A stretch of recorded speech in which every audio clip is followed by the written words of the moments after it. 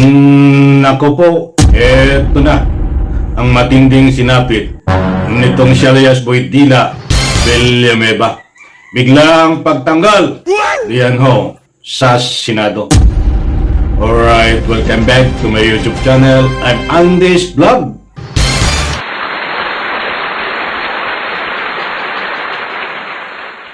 Nako, mga mahal kong taga-subaybay, may nitinit pa ho ito. Pag-usapan ho natin itong si alias Boydila Villanueva. Aba, ay pinatalsik na ho, tinanggal diyan sa loob ng Senado.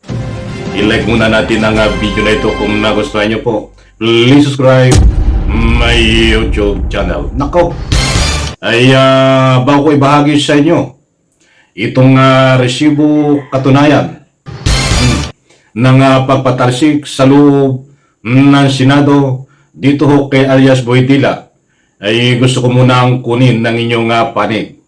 Pabor po ba kayo dito ho sa biglang pagpatalsik diyan ho sa loob ng Senado dito ho kay alias Boydila pagtanggal, mga kaibigan? Inireaksyon, ninanayaan ko po kayo na magbigay ng anumang public opinion. Eto.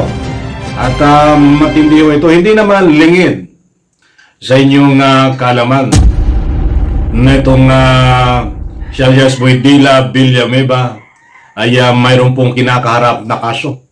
Aba, ay hindi lang po isang kaso ito. 3 kaso na pagnanakaw di umano ng pera ng taong bayan. 3 ho yan.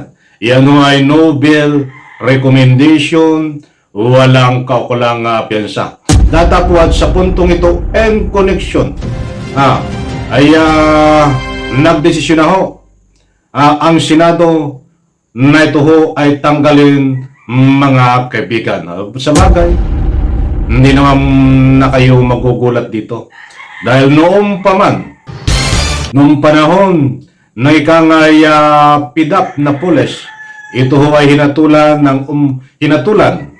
ng ombudsman noon na guilty o patalsikin sa kaso o patalsikin na diyan tanggalin sa Senado. Subalit nagkaroon po ng pagbabago yung kaso, biglang binaliktad ang desisyon. Datapwat hanggang ngayon sa panahon ho ni Digong at panahon ng ating mahal na Pangulo ay nandiyan pa ho siya sa Senado at nakakandidato pa, mga kaibigan. But sa puntong ito, and connection, mayroon pong balita tayong may nitinit ang pagtanggal sa kanya sa loob ng Senado. Ito po ang katibayan, mga kaibigan. Ipa-plus ko ho sa screen. Actually, dalawa ito kasi si Bato ho ay kasama na rin hong tinanggal.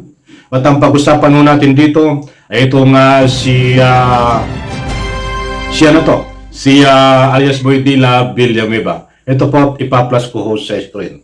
Nandiyan ho ang larawan ni Bato de la Rosa at ni alias Boydila Villanueva. Ano po ang sinasabi? Buhat sa News 5, tanggal na sa Senate Ethics Panel. Maliwanag ho, tanggal na po, diyan po sa loob ng Senado sa Senate Ethics Panel. Hindi po sa pagkasenador, mga mahal kong taga-subaybay, siya tinanggal. Tinanggal po ito si alias Boydila Villanueva kasama si Bato de la Rosa dito po sa komite ng Senate Ethics Panel. Doon lang po siya tinanggal. Buti hun tayo nagkakaintindihan para hindi po kayo mabiktima ng anumang fake news. Ito ang nilalaman. Tinanggal sa Senate Ethics sina Senador Bato de la Rosa at Senador Joel Villanueva matapos aprobahan ng Senado ang motion na palitan sila ni Senador Amy Marcos at Senador Rodante Marcolita. Ay pumalit yung dalawang dalawang sobrahan ng talino diyan sa Senado. Hindi ko nababanggitin, nandiyan binanggit kanina ang pumalit. Inayain ni Senador Mig Zubiri ang motion sa gitna ng sesyon kung saan iginiit niyang may conflict of interest ng dalawang papalitang senador. Inaprobahan naman ni Senate President Tito Soto ang nasabing motion. Nandiyan po, babasahin ko yung nasa baba. Senador Bato, Senador Villanueva, tinanggal sa Senate Ethics Panel. Nandiyan po ang katibayan, resibo, ang usaping pagtanggal dito ho. Sa dalawang may kaso to di ba? Ito nga si Villanueva at ito naman si Bato ay may kaso diyan po sa ICC. O, pabor po ba kayo? Muli kong ulitin, mga mahal kong taga-subaybay, pabor po ba kayo sa pagtanggal sa dalawang ito diyan sa loob ng Senado sa Senate Ethics Panel? Aba, pag sinabing ethics, yan ay mahalagang importante. Yan ay kumakatawan sa malinis na iyong pagkatao na sumusunod ka sa anumang batas at wala kang nilalabag na batas.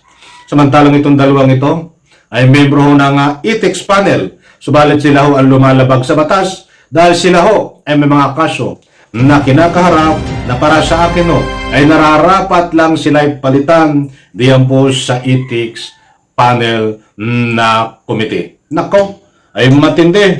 Abangan po natin mga mahal kong taga-subaybay dahil ilang tulog na rin ho ito. Saka na natin pag-usapan si Bato. Dito muna tayo magbigyan ng highlight kay Alias Boy Dila, Villanueva na base actor. 3 kaso ng pandarambong na walang kaukulang piyansa po yan. Kapag lumabas ang arrest warrant, ay katulad din po ng kaso ni Budots, nitong si Bong Revilla na nakakulong po diyan sa kulungan sa City Jail. Ganyan din ang mangyayari kay Alias Boy Dila, Villanueva kapag lumabas na ho ang arrest warrant. Ayon po sa nakuha nating impormasyon, ay ilang tulog na rin ito dahil lalabas ang arrest warrant para po ito ay arestuhin sa kaso ng pagnanakaw ng pera ng taong bayan. Maliwanag po, muli kong inuulit, disclaimer, mga mahal kong taga-subaybay, tinanggal ho, kumpirmado, diyan po sa loob ng Senado sa ethics panel bilang membro sila ng komite ng ethics at may pumalit na ho sa kanila. Hindi po siya tinanggal totally sa pagka-senador. Mabuti ho nang tayo ay nagkakaintindihan. Mga kaibigan, abangan po natin. Happy Sunday po sa lahat. At siyempre, kabang-abang ho ito.